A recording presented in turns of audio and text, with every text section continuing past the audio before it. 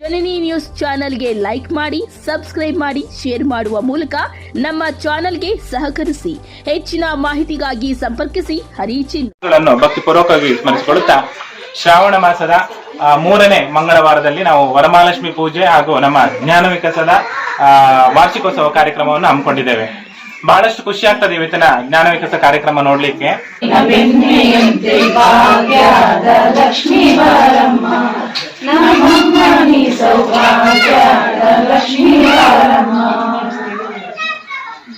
ಅವ್ರು 3 ಜನ ಜ್ಞಾನ ವಿಕಾಸ ಕೇಂದ್ರ ಅಂತ ಹೇಳಿ ನಮ್ಮ ಪೂಜ್ಯ ಮಾತಾಶ್ರೀ ಹೇಮಾವತಿ ಅಮ್ಮ ಹೆಗಡೆ ಅವರು ಮಾಡಿದ ಉದ್ದೇಶ ಏನಂತ ಹೇಳಿದ್ರೆ, ಗ್ರಾಮೀಣ ಸದಸ್ಯರಿಗೆ, ಗ್ರಾಮೀಣಲ್ಲಿರುವಂತಹ ಮಹಿಳೆಯರಿಗೆ ಜ್ಞಾನ ವಿಕಾಸ ಅಂತ ಹೇಳಿದ್ರೆ ಸ್ವಲ್ಪ ತಿಳುವಳಿಕೆ ಕೊಡುವ ಉದ್ದೇಶ. ಅವರಿಗೆ ಆರೋಗ್ಯದ ಬಗ್ಗೆ ಇರಬಹುದು, ಶಿಕ್ಷಣದ ಬಗ್ಗೆ ಇರಬಹುದು, ಇಲ್ಲ ಕೌಟುಂಬಿಕ ಬಗ್ಗೆ ಮಾಹಿತಿ ಕೊಡುವಂತ ಕಾರ್ಯಕ್ರಮಗಳನ್ನ ನಾವು ಈ ಕೇಂದ್ರದ ಮುಖಾಂತರ ನಮ್ಮ ಸದಸ್ಯರಿಗೆ ಮುಟ್ಟಿಸಬೇಕನ್ನೋ ಉದ್ದೇಶ ಇಟ್ಕೊಂಡು ಜ್ಞಾನ ವಿಕಾಸ ಕಾರ್ಯಕ್ರಮ ನಾವು ಇಲ್ಲಿ ಮಾಡಿದ್ದೇವೆ. ಧರ್ಮಸ್ಥಳ ಮಂಜುನಾಥ ಸ್ವಾಮಿ ಸಂಘ ಇದೆಯಾ, ಇದರಲ್ಲಿ ನಾವು ಒಬ್ಬರು ಸದಸ್ಯರಾಗಿದ್ದೀವಿ. 4 ವರ್ಷದಿಂದ ನಾವು ಸದಸ್ಯರಾಗಿ ನಾವು ಒಂದು ಸಾಲ ಗಿಲ ತಗೊಂಡು ಒಳ್ಳೆ ಕೆಲಸ ಮಾಡ್ಕೊಂಡು ಬರ್ತಾ ಇದ್ದೀವಿ. ಅದೇ ರೀತಿ ನಿಮಗೂ ಅನುಕೂಲ ಆಗಲಿ. ಇವತ್ತು ನಮ್ಗೆ ಎಲ್ಲರಿಗೂ ನೋಡ್ತಾ ಇದ್ರೆ ನಿಮ್ಮ ಒಕ್ಕೂಟದ ಅಧ್ಯಕ್ಷರು, ಉಪಾಧ್ಯಕ್ಷರು, ನಮ್ಮ ಗ್ರಾಮ ಪಂಚಾಯತಿಯವರು, ನಮ್ಮ ಹರೀಶ್ ಸರ್ ಎಲ್ಲ ನೋಡ್ತಾರೆ, ನಮ್ಗೆ ಒಂಥರ ಖುಷಿ ಆಗುತ್ತೆ. ಮುಂದಿನ ದಿನಗಳೆಲ್ಲ ಇದೇ ರೀತಿ ನಡ್ಸ್ಕೊಂಡು ಬಂದು ಈ ಕಾರ್ಯಕ್ರಮ ಯಶಸ್ವಿ ಆಗಲಿ, ದೊಡ್ಡ ಮಟ್ಟದಲ್ಲಿ ಕಾರ್ಯಕ್ರಮ ಆಗಲಿ ಅಂತೇಳಿ ನಾನು ಹಾರೈಸ್ತೀನಿ. ನಾವು ವರಲಕ್ಷ್ಮಿ ಮಾಡ್ತೀವಪ್ಪ, ಆದರೆ ಮನೆಯಲ್ಲಿ ಮಾಡೋದಕ್ಕಿಂತ 4 ಜನ ಸೇರಿ ಮಾಡೋದು ತುಂಬ ಚೆನ್ನಾಗಿರುತ್ತೆ. ಅದೇ ಮಹಿಳಾ ಸಂಘಗಳು ಅಂತಂದ್ರೆ ಕೇವಲ ಸಾಲ ತಗೊಳ್ಳೋದು ಕಟ್ಟೋದಲ್ಲ.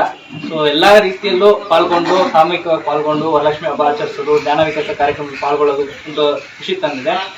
ಸೊ ಧರ್ಮಸ್ಥಳ ಕ್ಷೇತ್ರದಿಂದ ಸಾಕಷ್ಟು ಯೋಜನೆಗಳಿದೆ. ಎಲ್ಲದ್ರ ಬಗ್ಗೆನೂ ಮಾಹಿತಿ ಪಡ್ಕೊಳ್ಳಿ, ಅದನ್ನ ಸದ್ಬಳಕೆ ಮಾಡಿಕೊಂಡು ನಿಮ್ಮ ಜೀವನದಲ್ಲಿ ಒಳ್ಳೆ ಅಭಿವೃದ್ಧಿ ಹೊಂದಿ ಅಂತ ಶ್ರೀ ಮಂಜುನಾಥ ಸ್ವಾಮಿ ಬೇಡ್ಕೊಳ್ತಾ ಮಾಹಿತಿಗಳನ್ನು ಕೊಟ್ಟಿದ್ದಾರೆ ಅಂತ ಹೇಳಿ. ದತ್ತಾಂಶಗಳ ಕಾರ್ಯಕ್ರಮ ಅಂತ ಹೇಳಿದ್ರೆ, ನಿಮ್ಮ ಸಂಘದ ಪರಿಚಯ ಇದೆಯಾ ನಿಮ್ಗೆ? ನಿಮ್ಮ ಕೆಲವರಿಗೆ ಸಂಘದಲ್ಲಿ ಇದ್ದೀರಿ, ಸಂಘದ ಹೆಸರೇ ಗೊತ್ತಿಲ್ಲ, ಅವರ ಸೀರಿಯಲ್ ನಂಬರ್ ಗೊತ್ತಿರುವುದಿಲ್ಲ, ಯೋಜನೆಯಲ್ಲಿ ಕೊಡುವಂತ ಬಡ್ಡಿ ದರ ಎಷ್ಟಂತ ಗೊತ್ತಿಲ್ಲ, ಯೋಜನೆಯಲ್ಲಿ ಇರುವ ಅಧಿಕಾರಿ ವರ್ಗದವರು ಯಾರು ಅನ್ನೋದು ಗೊತ್ತಿಲ್ಲ, ಸಾಲ ಕೊಡುವುದು ಯಾರು ಅನ್ನೋದು ಗೊತ್ತಿಲ್ಲ. ಹೌದಲ್ವಾ? ಗೊತ್ತಿದ್ಯಾ? ಎಷ್ಟು ಪರ್ಸೆಂಟೇಜ್ ಬಡ್ಡಿ? ಈಗ ಮೊನ್ನೆ ಹೋದ ತಿಂಗಳಲ್ಲಿ ಏನೋ ತರಬೇತಿಗಳನ್ನು ಕೊಟ್ಟಿದ್ದಾರೆ. ಅಂದ್ರೆ ಏನೇ ಇರ್ಲಿ, ಈಗ ಏನ್ ಕೇಳ್ತಾರೆ ಅಂತ ಹೇಳಿದ್ರೆ, ದತ್ತಾಂಶಗಳ ಬಗ್ಗೆ ನಿಮ್ಗೊಂದು 10 ಕ್ವಶನ್ ಹೆಡ್ ಆಫೀಸ್ ಇಂದ ಫೋನ್ ಮಾಡಿ ನಿಮ್ಗೆ ಕೇಳ್ತಾರೆ. ಆ ಕೇಳಿದಾಗ ಸರಿಯಾದ ಉತ್ತರ ಕೊಡಿ. ಕೊಡದಿದ್ದಾಗ ನಿಮ್ಗೇನು ಹೇಳುದಿಲ್ಲ. ಯಾರಿಗೆ ಹೇಳ್ತಾರೆ? ನೀವು ಸೂಪರ್ವೈಸರ್ ಅಥವಾ ಸೇವಾ ಪ್ರತಿನಿಧಿಗಳು ಅಲ್ಲಿನ ಸಂಘದವರಿಗೆ ಯಾವುದೇ ಮಾಹಿತಿಗಳು ಕೊಡ್ಲಿಲ್ಲ ಅಂತ ಆಗ್ತದೆ. ದಯವಿಟ್ಟು ಯೋಜನೆಯ 1000 ಕಾರ್ಯಕ್ರಮಗಳಿದೆ ಅಥವಾ 16 ಕಾರ್ಯಕ್ರಮಗಳಿದೆ. ಆ 16 ಕಾರ್ಯಕ್ರಮ ಎಲ್ಲ ಅಲ್ಲದಿದ್ರು ಸ್ವಲ್ಪ ಮಟ್ಟಿಗಾದ್ರೂ ನಿಮ್ಗೆ ಆ ಕಾರ್ಯಕ್ರಮದ ಬಗ್ಗೆ ಅರಿವಿರ್ಬೇಕು. ಏನೇನ್ ಸಿಗ್ತದೆ ಯೋಜನೆ, ಬಹಳಷ್ಟು ಸಮುದಾಯ ಅಭಿವೃದ್ಧಿ ಕಾರ್ಯಕ್ರಮಗಳಿದೆ. ಇನ್ನೂ ಅಂತ ತಿಳ್ಕೊಳ್ಳಿ. ಲಾಸ್ಟ್ ಎಲ್ಲರೂ ನಮ್ಮ ಜ್ಞಾನ ವಿಕಾಸ 1 ವರ್ಷ ಆಯ್ತು ವಾರ್ಷಿಕೋತ್ಸವ. ಇವತ್ತು ವಾರ್ಷಿಕೋತ್ಸವ ನಡೆಸ್ತಾ ಇದ್ದೀವಿ.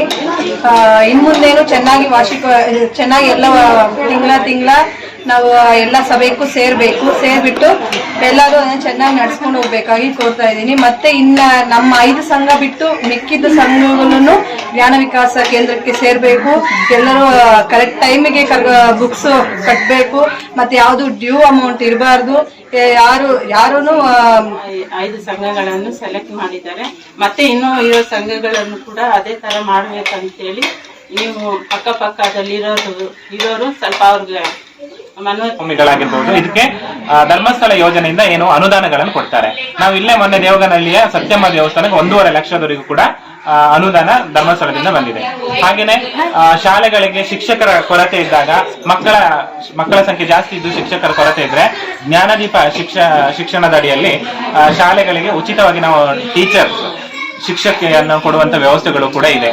ಅದೇ ರೀತಿಯಲ್ಲಿ ಸುಜ್ಞಾನ ನಿಧಿ ಶಿಷ್ಯ ವೇತನ ಸ್ಕಾಲರ್ಶಿಪ್, ಯಾರು SSLC ಅಥವಾ PUC ಶಿಕ್ಷಣ ಮುಗಿಸಿ ಆದ್ಮೇಲೆ ವೃತ್ತಿಪರ ಶಿಕ್ಷಣ, ITI, engineering, nursing, TCS, diploma, LLB ಇಂತ ವೃತ್ತಿಪರ ಶಿಕ್ಷಣವನ್ನು ಯಾರು ಮಾಡ್ತಾರೆ ಅಂತ ವಿದ್ಯಾರ್ಥಿಗಳಿಗೆ ಶ್ರೀ ಕ್ಷೇತ್ರ ಧರ್ಮಸ್ಥಳದಿಂದ ಸುಜ್ಞಾನ ನಿಧಿ ಶಿಷ್ಯ ವೇತನ ಕಾರ್ಯಕ್ರಮಗಳು ಕೂಡ ಕೊಡ್ತಾ ಇದ್ದಾರೆ. ಅಷ್ಟೇ ಅಲ್ಲದೆ ಇನ್ನು ಹಲವಾರು ಯೋಜನೆಯಲ್ಲಿ ಕಾರ್ಯಕ್ರಮಗಳಿದೆ. ನಿಮ್ಗೆಲ್ಲವೂ ಕೂಡ ನಾವು ಪ್ರತಿ ಸಲ ಒಕ್ಕೂಟ ಸಭೆಗಳಲ್ಲಿ ಬೇರೆ ಸಭೆ ಸಮಾರಂಭಗಳನ್ನ ಹೇಳ್ತಾ ಇರ್ತೇವೆ. ಅದ್ರ ಬಗ್ಗೆ ನೀವು ತಿಳ್ಕೊಳ್ಳಿ, ಅದ್ರ ಬಗ್ಗೆ ನೀವು ಮಾಹಿತಿಯನ್ನು ಪಡ್ಕೊಂಡು ಅದರ ಪ್ರಯೋಜನವನ್ನು ನೀವು ಪಡ್ಕೊಳ್ಬೇಕಂತ ಹೇಳ್ತಾ ಮಾತಾಡ್ಲಿಕ್ಕೆ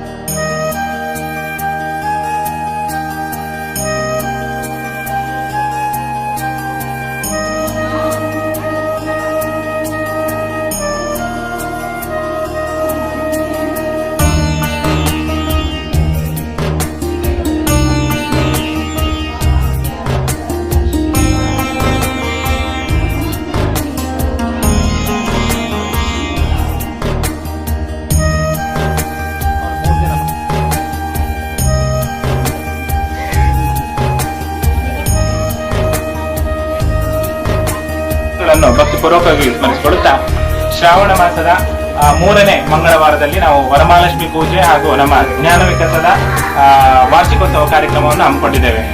ಬಹಳಷ್ಟು ಖುಷಿ ಆಗ್ತದೆ ಇವತ್ತಿನ ಜ್ಞಾನ ವಿಕಾಸ ಕಾರ್ಯಕ್ರಮ ನೋಡ್ಲಿಕ್ಕೆ. ಇದೇ 1 ವರ್ಷದ ಹಿಂದೆ ಇಲ್ಲೊಂದು ಜ್ಞಾನ ವಿಕಾಸ ಕೇಂದ್ರ ಮಾಡುವ ಒಂದು 5-6 ಸಂಘದವರು ಸೇರಿಸಿ ಮಾಡುವ ಅಂತ ಹೇಳಿದಾಗ ಕೆಲವೊಂದು 2-3 ಸಂಘದವರು ನಮ್ ಬೇಡ ಸ್ವಲ್ಪ ಹಿಂದೇಟ್ ಆಗ್ತಾ ಇದ್ರಿ ಕಾರ್ಯಕ್ರಮದ ಬಗ್ಗೆ ಚರ್ಚೆ ಮಾಡಿದಾಗ. ಈಗ ನೋಡಿ, ನನಗೆ ಗೊತ್ತಿಲ್ಲದಿದ್ದಂಗೆ ಅಷ್ಟು ದೊಡ್ಡ ಮಟ್ಟದಲ್ಲಿ ಈಗ ನೀವು ಕಾರ್ಯಕ್ರಮವನ್ನು ಸೆಟ್ ಮಾಡಿಕೊಂಡು ಬಹಳಷ್ಟು ಚಂದ ರೀತಿಯಲ್ಲಿ ವರಮಹಾಲಕ್ಷ್ಮಿ ಪೂಜೆಯನ್ನು ಮಾಡ್ತಾ ಇದ್ದೀರಿ. ತುಂಬಾ ಖುಷಿಯಾಗಿದೆ. ಹಾಗೇನೆ ನೀವೆಲ್ಲರೂ ಕೂಡ ಒಂದೇ ತರದ ಯೂನಿಫಾರ್ಮ್ ಎಲ್ಲ ಮಾಡಿದ್ರಿ, ಅದು ಕೂಡ ಸಂತೋಷದ ವಿಷಯ. ಮುಖ್ಯವಾಗಿ ಜ್ಞಾನ ವಿಕಾಸ ಕೇಂದ್ರ ಅಂತ ಹೇಳಿ ನಮ್ಮ ಪೂಜ್ಯ ಮಾತಾಶ್ರೀ ಹೇಮಾವತಿ ಅಮ್ಮ ಹೆಗಡೆ ಅವರು ಮಾಡಿದ ಉದ್ದೇಶ ಏನಂತ ಹೇಳಿದ್ರೆ, ಗ್ರಾಮೀಣ ಸದಸ್ಯರಿಗೆ, ಗ್ರಾಮೀಣಲ್ಲಿರುವಂತಹ ಮಹಿಳೆಯರಿಗೆ ಜ್ಞಾನ ವಿಕಾಸ ಅಂತ ಹೇಳಿದ್ರೆ ಸ್ವಲ್ಪ ತಿಳುವಳಿಕೆ ಕೊಡುವ ಉದ್ದೇಶ.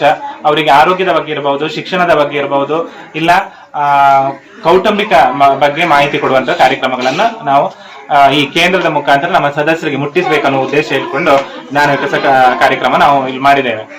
ಮುಖ್ಯವಾಗಿ ಕಾರ್ಯಕ್ರಮ ಮಾಡುವಾಗ ನಮ್ಮ ಸದಸ್ಯರಿಗೆ ಯಾರಿಗೂ ಕೂಡ ಜ್ಞಾನ ವಿಕಾಸ ಕೇಂದ್ರ ಏನು ಅನ್ನೋದು ಕೂಡ ಗೊತ್ತಿರ್ಲಿಲ್ಲ. ಇತ್ತು ಸ್ಟಾರ್ಟಿಂಗ್ ಹೇಳಿದ್ದೇನೆ, ಇದೊಂದು ಕಾರ್ಯಕ್ರಮ ಇದೆ, ಪ್ರತಿ 1 ತಿಂಗಳಿಗೆ ಒಂದ್ಸಲ 5-6 ಸಂಘದವ್ರು ಸೇರಿ ನಾವು ಜ್ಞಾನ ವಿಕಾಸ ಸಭೆ ಅಂತ ಮಾಡ್ತೇವೆ.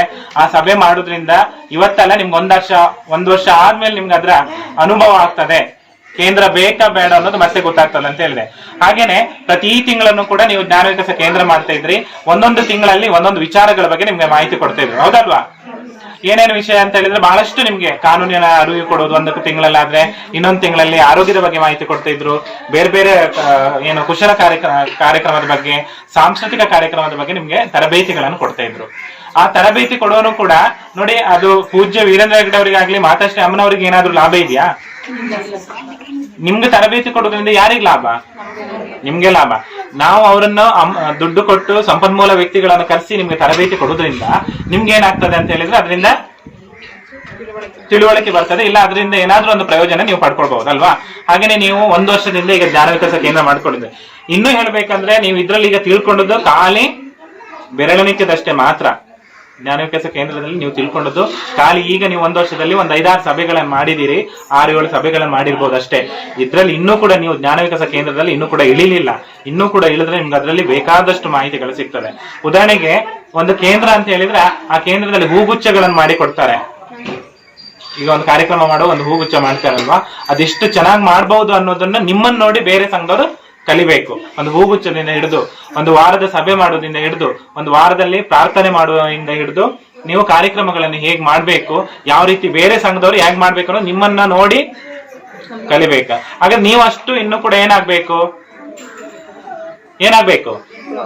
ಇಂಪ್ರೂವ್ಮೆಂಟ್ ಆಗ್ಬೇಕು. ಈಗ ಚಿನ್ಕೋಟೆಯಲ್ಲಿ ಇರ್ಲಿ 30 ಸಂಘ ಇದೆ, ನಿಮ್ದು ಖಾಲಿ ನಾವು 5 ಸಂಘ ಮಾತ್ರ ಸೆಲೆಕ್ಟ್ ಮಾಡಿದ್ದೇವೆ, ಸರಿನಾ? ಹೌದಾ? ಆ 5 ಸಂಘದವ್ರು ನೋಡಿ ಉಳಿದವರೆಲ್ಲ ಏನಾಗ್ಬೇಕು, ಅವ್ರ ಸಂಘದಾಗೆ ನಾವು ಕೂಡ ಒಂದು ಕೇಂದ್ರಗಳನ್ನು ಮಾಡ್ಬೇಕು, ಇಲ್ಲ ಅವ್ರ ಹಾಗೆ ನಾವು ಕೂಡ ಕಲಿಬೇಕು ಅನ್ನೋದು ಮನಸ್ಥಿತಿ ಬೇರೆ ಸಂಘದವ್ರಿಗೆ ಹುಟ್ಟಬೇಕಾದ್ರೆ ಆ ರೀತಿ ನೀವು ಮಾದರಿ ಆಗ್ಬೇಕು, ಸರಿನಾ? ಕೇವಲ ಯೂನಿಫಾರ್ಮ್ ಸಾರಿ ಒಂದ್ ಮಾಡಿದ್ರು ಕೂಡಲೇ ಮಾದರಿನಾ? ಈ ಒಂದು ಮಾಹಿತಿ ನಿಮ್ಗೆ ಇಷ್ಟ ಆದಲ್ಲಿ ದಯವಿಟ್ಟು ಲೈಕ್ ಮಾಡಿ, ಶೇರ್ ಮಾಡಿ, ಕಾಮೆಂಟ್ ಮಾಡಿ ತಿಳಿಸಿ. ಮುಂದಿನ ವಿಡಿಯೋ ನೋಟಿಫಿಕೇಶನ್ ನಿಮಗೆ ಬರಬೇಕು ಅಂದ್ರೆ ಬೆಲ್ ಬಟನ್ ಅನ್ನ ಕ್ಲಿಕ್ ಮಾಡಿ.